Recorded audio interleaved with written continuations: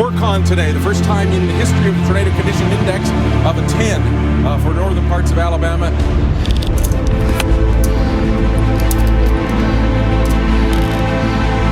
Three-story buildings, homes, just leveled, piles of rubble.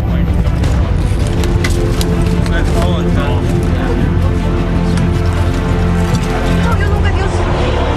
Oye, vámonos. Chingue su madre, si bien soy yo casas. So what have we learned in the years since the super outbreak, and have we changed how we prepare for severe weather?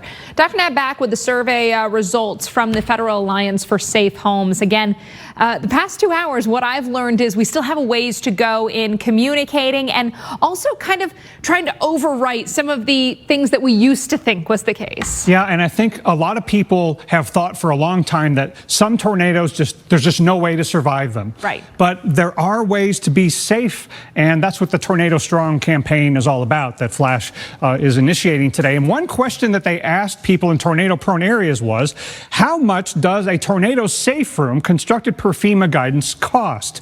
And they gave a number of ranges, less than $3,000, $3,000 to $5,000, $5,000 to $10,000, or more than $10,000. Now, here's what people said their perception is of the cost. And nearly half of them are in the upper half of the cost range that was provided in the survey options. But the reality is that, especially during new construction, there are a lot of affordable shelter options that are at or below $3,000. And even with existing construction, you can get into this range. So about 44% of people overestimated the average cost in most cases. And I also wanted to show this.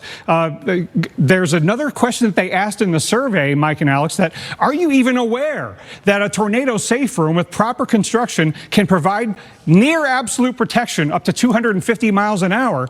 And about half people don't even know that that is an option. So there are ways that we can educate people that could lead to greater life safety during tornado strikes. Yeah, and if half of people don't think that it's even survivable, that probably even just prevents them from looking into it. And then we've got the cost that keeps people off. But there's so many, it seems like, reasons mentally people have to think, I don't even need it because it's not going to work. Yeah. The reality is, though, that the most destructive tornadoes are not frequent.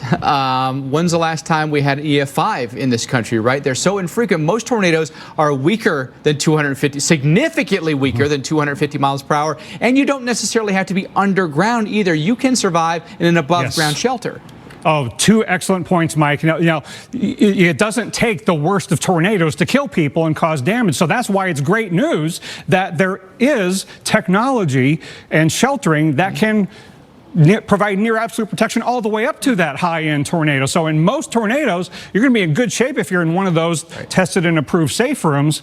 And it is so important to realize that there are affordable ways to obtain that kind of protection. And we learned from our guest yesterday that then the flip side of it is sometimes people think that they are almost more protected than they actually are. So now a great time to really do that review of your home. Yeah, and again, these shelters work above ground. Yeah. You don't have to be underground, like Mike said. All right, and listen, maybe it's cost a little bit less than all of us have in our mind that it really does. And a lot of times that's the thing that's holding us back is how much it costs.